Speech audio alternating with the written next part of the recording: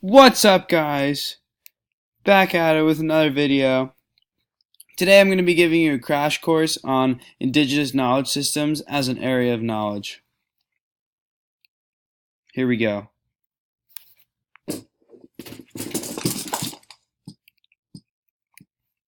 Next slide. So you might be wondering, what does it mean to be indigenous? Well, to begin, indigenous communities, as defined by UNESCO, have a historical continuity with pre-invasion, and pre-colonial societies that developed on their territories and consider themselves distinct from other sectors of the societies now prevailing on those territories. They form at present non-dominant sectors of society and are determined to preserve, develop, and transmit future generations to their ancestral territories and their ethnic identity as the basis of their continued existence as peoples in accordance with their own cultural patterns, social institutions, and legal systems. Indigenous peoples represent more than 5,000 languages and cultures, spanning over 70 countries, with a diversity that escapes generalization to the level of definition. Moving on. There are 5 different forms that an indigenous knowledge system encompasses. With me? The first form is being culture specific. Since indigenous knowledge must be defined in broadly applicable features, as each culture is unique. The second form is being locally bound and context specific, which relates to indigenous knowledge being solely reflective of the values derived from a particular surrounding environment. The third form is being non-formal and orally transmitted, which relates to language, dances, songs, stories, etc. The fourth form is being holistic,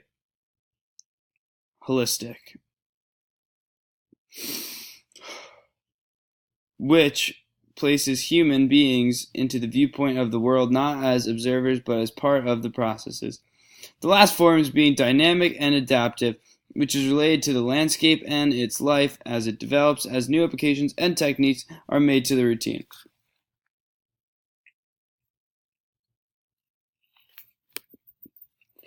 Influence from society. Society and culture highly influence indigenous knowledge systems as they are unique to their environment. Culture allows the traditions of indigenous knowledge systems to be passed down. For example, a dance or ritual can pass knowledge down through the generations. The environment of an indigenous knowledge system allows people to gain specific survival mechanisms as well as a way of communicating. Awesome. Next slide. Indigenous knowledge systems are important. Indigenous knowledge systems help us to realize that there are different ways of viewing the world.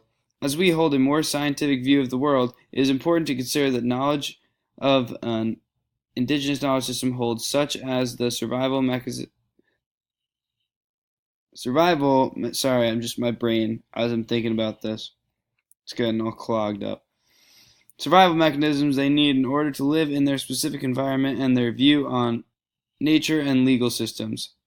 We can learn from indigenous knowledge and use it both on a personal and societal level.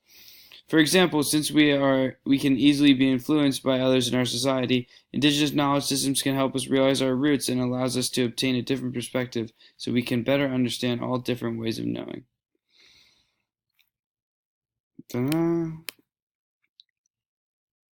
We can use language systems to translate the knowledge of an indigenous knowledge system to better understand.